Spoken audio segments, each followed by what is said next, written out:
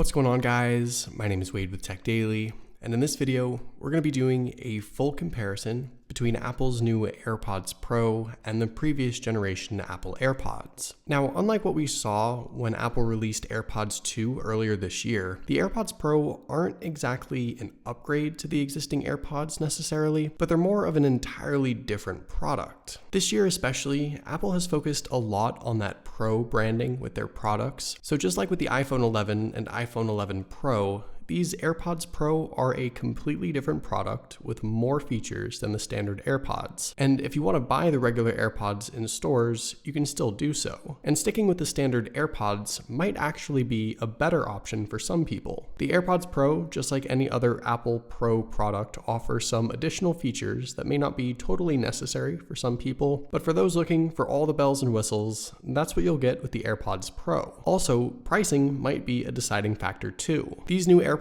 Pro retail for $249. The standard AirPods are still available at a somewhat more reasonable $159 price point, with the option to get a wireless charging case included too for $199. When it comes to something like earbuds, that $50 to $90 price difference is definitely a big deal. So that's probably the first thing most people will consider when they're deciding between these two products. One thing to mention here though, the AirPods Pro ship with a wireless charging case included, so no need to pay any extra. So a more fair comparison, I'd say, would be to strictly compare the $199 AirPods with the wireless charging case to the AirPods Pro at $249. Not only does it bring them closer in price, but it allows you to focus mostly on the earbuds themselves when you start to compare. Physically, the AirPods Pro have a pretty similar charging case to the standard AirPods, the main difference being the orientation. It's been flipped on its side, and the AirPods Pro case is also just a bit bigger and a little thicker. That's not a huge deal though. The case will still fit easily in a pocket, and you'll have no problem taking it with you when you're on the go. What's sort of interesting is that around back, while you still have the same Bluetooth button to help force the AirPods to connect if you have a problem with them, you'll notice that the hinge of the case on the AirPods Pro has changed. Not only is it a different finish, now a more sort of matte aluminum color, but it's significantly bigger. And given how much bigger and wider the lid is on the AirPods Pro case, that definitely makes sense. On the underside of both cases, you have the same familiar lightning connector for charging, so nothing has changed there. But what did change is actually what comes inside the box with the AirPods Pro. You'll get a lightning to USB-C cable with the Pro,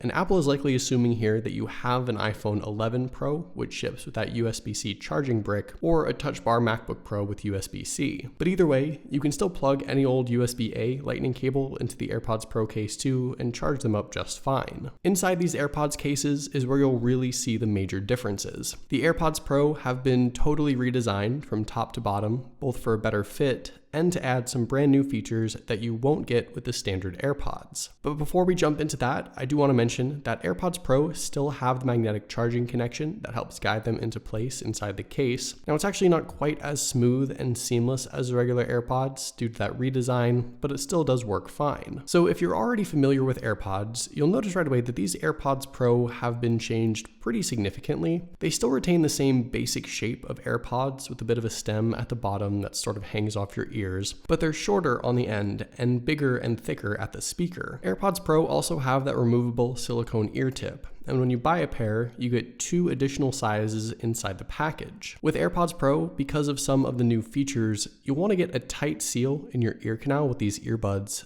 So that's why Apple moved in this direction with these. And if the one-size-fits-all design of the original AirPods has not really worked out for you in the past, the AirPods Pro might be the answer you're looking for. And Apple does really want you to get the perfect fit with the new AirPods Pro. So there's even an ear tip fit test you can do to ensure they're in your ears properly. Basically, with this test, you stick them in your ears, they'll play a song, and that'll determine whether or not there's a proper seal. If there is, you're good to go. But if not, they'll recommend you try a different size ear tip and conduct the test again. With standard AirPods, you stick them in your ear and that's it. There are no size options, no customization. You just have to hope that the way they were designed works for you. When they're in your ears, you can see that the standard AirPods do hang down quite a bit, and the AirPods Pro with that smaller design look a little more subtle, but at the end of the day, everyone is going to know you have some sort of AirPods anyway, since that design is pretty well recognized. A couple other things to note as far as the physical characteristics here. You'll see that with AirPods Pro, you're getting significantly larger vents there on the top of the stem and on the inside portion, and that's going to help with any pressure that builds up inside your ear. With such a tight seal with those new ear tips, there needs to be some room for any air to escape, and in addition to that, they likely also coincide with the new active noise cancellation and transparency mode features as well, which I'll talk about in just a second. Underneath that rubber ear tip, you can see that the speaker portion of the AirPods Pro is also significantly larger as well. You're going to get a bit better sound with the Pros. They even have an adaptive EQ, which standard AirPods do not, though you'll likely have to try them both out to see which earbuds you like listening to more, since everyone's preference is different. And underneath the stem there, you'll see that the mic has been moved on the AirPods Pro 2. There's no longer any mesh at the bottom of the stem. So now the important stuff.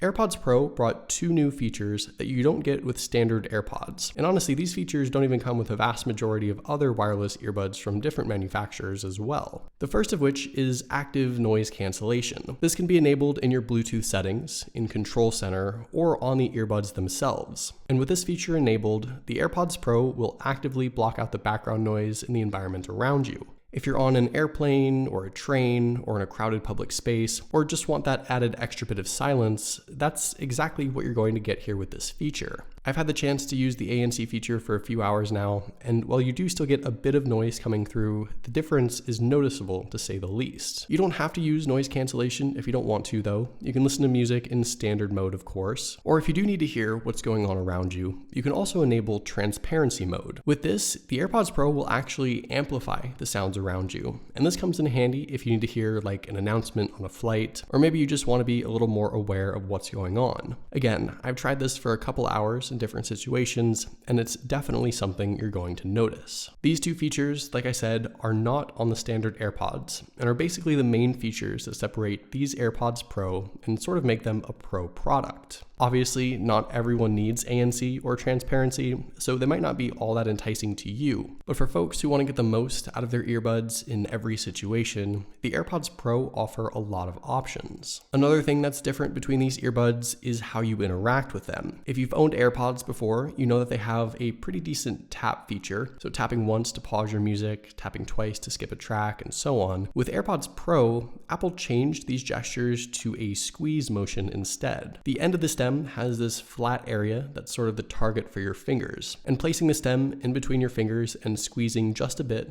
will now control your music, answer calls, and change between transparency and noise cancellation modes. Now, I actually really liked the tap feature with the original AirPods. It worked well for me, and I got used to it, and I had no complaints at all. But now I actually think I like this squeeze function even more. It's a bit more precise, and also keeps the buds from getting knocked around on your ear when you're doing something with them. And just like with the standard AirPods, where you could customize the controls, you can also do that with the AirPods Pro in your Bluetooth settings. One other thing that remains the same across both AirPods is battery life. You'll get 5 hours of music playback time with just the earbuds, and up to 24 hours total with a charging case. But if you opt for noise cancellation mode on the AirPods Pro, that battery life drops to 4.5 hours of listening time with just the buds. A couple other things to mention: setup is exactly the same on both AirPods and AirPods Pro. Just pop open the case, and the W1 chip automatically connects them to your iOS device or Mac. And with iOS 13, both AirPods and AirPods Pro have some additional new software features, including the ability for Siri to read incoming text messages out loud automatically, and a music sharing option where your iPhone can stream songs to other AirPods and other headphones, so your friends can hear the same music you're listening to. Again, these features are iOS 13 specific, and will also work on AirPods Pro and the previous generation AirPods as well. Last but not least, AirPods Pro have an official water resistance rating now, an IPX4 certification. I know a lot of people have put their regular AirPods to the test, either accidentally or on purpose, but those aren't technically water resistant at all. AirPods Pro are now officially certified to at least handle a splash of sweat or water, but still not totally waterproof, so you still shouldn't go swimming with them. So there you go, that's everything that's different between the regular AirPods and the new AirPods Pro. In all honesty, if you're an iOS user and just want a solid pair of wireless earbuds, the regular AirPods, even without the charging case, I think are still worth the money. But if you're a longtime AirPods user like myself,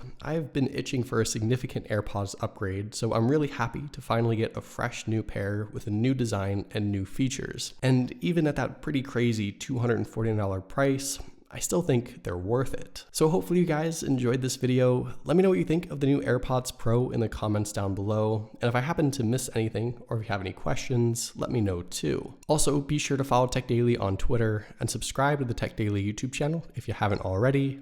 And I'll see you guys later.